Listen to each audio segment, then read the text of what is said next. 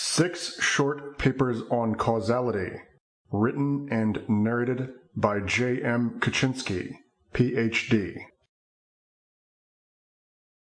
Causality and continuity. Let E1 and E2 be two events.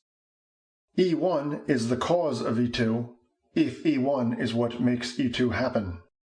A rock strikes a window, and the window shatters as a result. The collision is the cause of the shattering.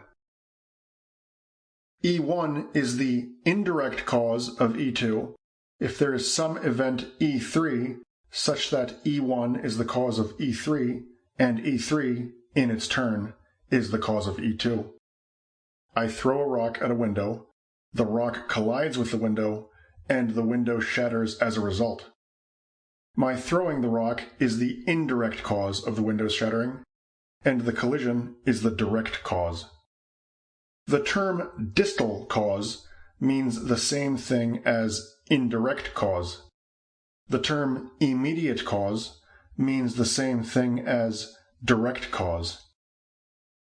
The term proximal cause also means the same thing as direct cause.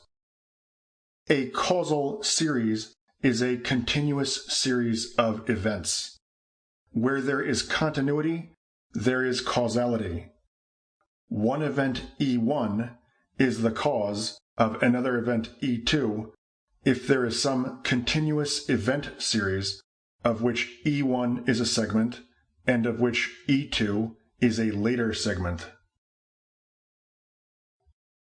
Causation and explanation.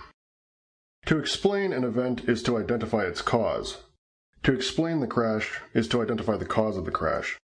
To predict an event E2 is to correctly judge of some current or past event E1 that E2 is the effect of E1. To explain some present or past event E2 is to correctly judge of some previous event E1 that E2 is the effect of E1. Thus, prediction is to future events what explanation is to past and present events. And so far as correct predictions differ from correct explanations, the differences lie not in what is described, but in the perspective from which it is described. Given a statement that accurately describes a causal sequence, that statement is an explanation if the final event in that sequence has already occurred, and a prediction if it has not yet occurred. Causation and counterfactual truth. A conditional statement is one of the form, if P is the case. Sample complete. Ready to continue?